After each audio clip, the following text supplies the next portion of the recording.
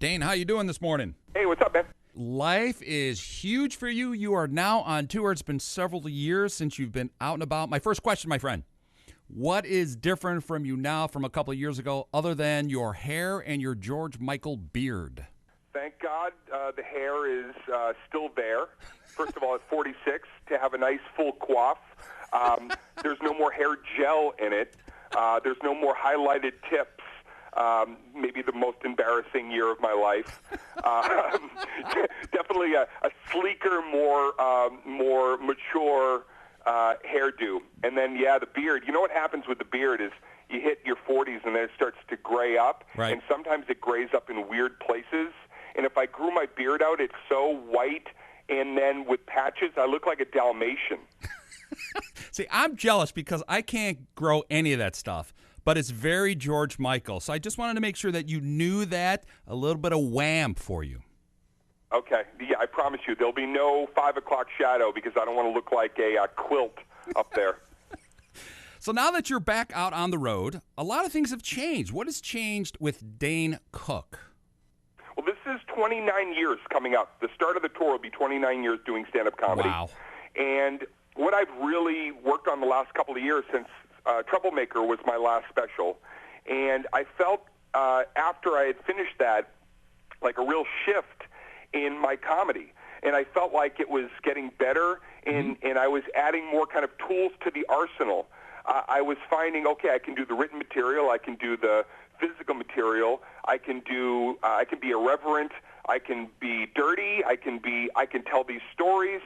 But also what I was lacking and what I wanted to implement was being introspective, really being introspective and bringing people more into emotionally what I've also been through, the ups and the downs over my career, but over my life. I wasn't satisfied to do that if it was like a one-man show level of humor. I didn't want to do that. I want to go out and give a show that's a bang-up show. Whether you saw me 10 years ago or 20 years ago, you would say, man, that was like a full-rounded, you gave me my money's worth tonight and then some. So it took a little longer to be able to get it to a place where it is now where I can use all the tools in the arsenal and go out and give what I feel like is the best shows of my career. Yeah, I was looking back to see the last time I saw you. It was back in my Los Angeles days, early 2000, must have been 2001 or 2002. I'm looking forward to it because I've been with you the entire ride. I can't believe it's been 29 years, my friend. I know.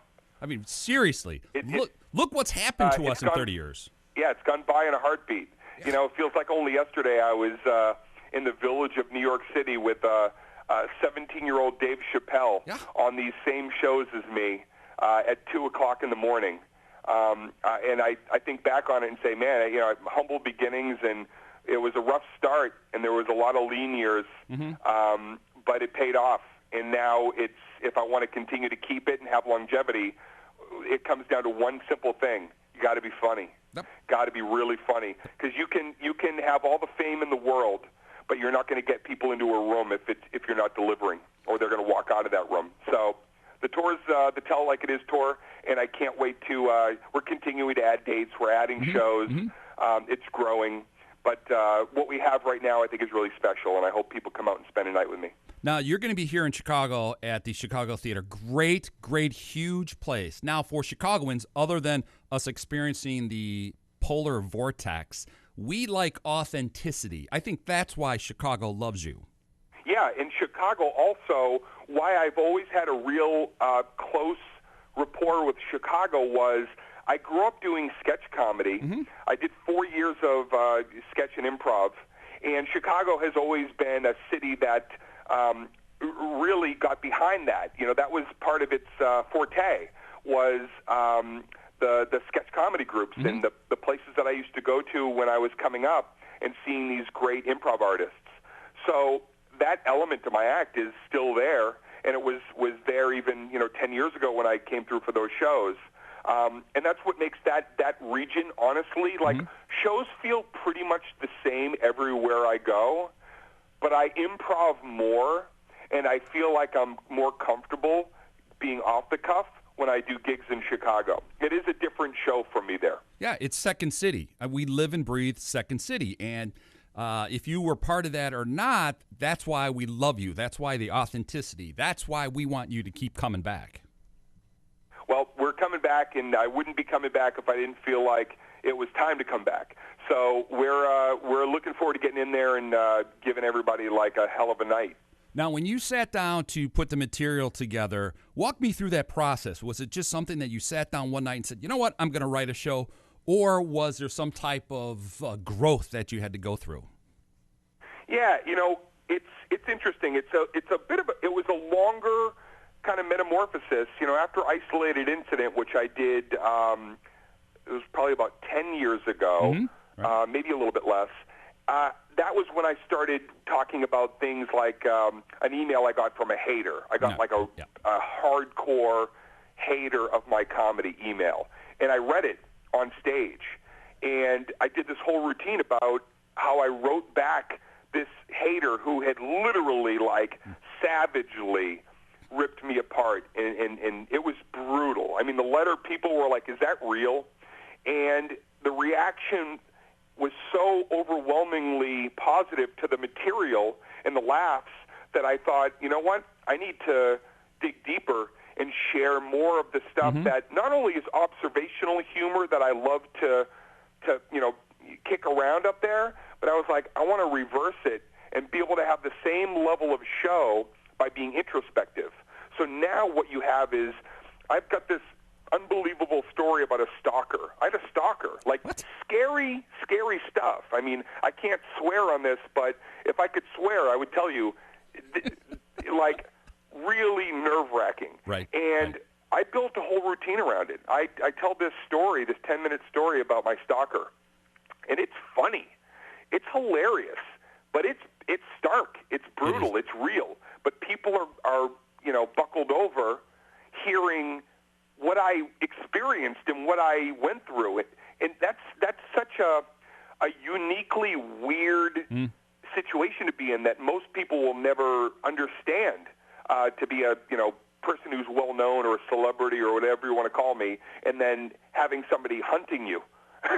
It's like I had to figure out ways to make the things that were happening to me as funny as anything that people has heard from me before.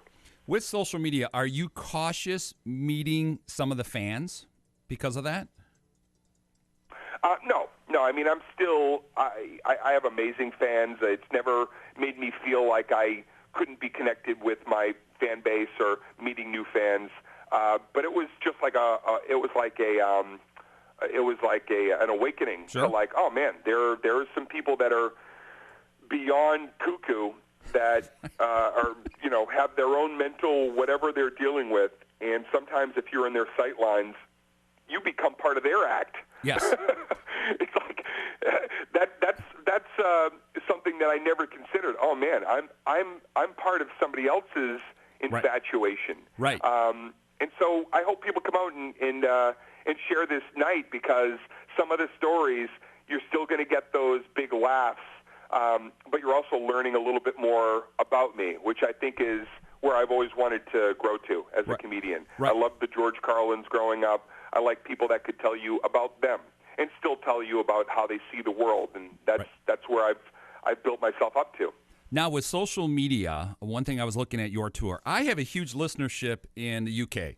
Lord knows how that happened. I noticed that you're going to Manchester, UK. Tell me about that decision. Yeah, it's really honestly dictated by where people reach out from and how excited are they to have me come perform. I want to do a tour, or I want to be able to show up in locations, or travel to Australia or overseas. I did shows in Iraq for the troops years ago, and then I ended up doing shows in Kuwait. I didn't know how my comedy would travel. I knew that I loved doing USO tours, but I was like, okay, I don't know if I'm regional. Am I just funny in the U.S.? And you learn that as you continue to build out that fan base. And the cool thing is, what's really probably the most gratifying is that, comedy is universal. If people can understand what you're talking about, we can all connect. So the crowds have been as supportive as ever, and sometimes they're in places that I've never been. Dane, it is an absolute pleasure to have you here in Chicago on March 2nd. Thank you so much for being on the show. We will see you next time on The Blend. Steve, thank you, man. I look forward to it. Peace, love.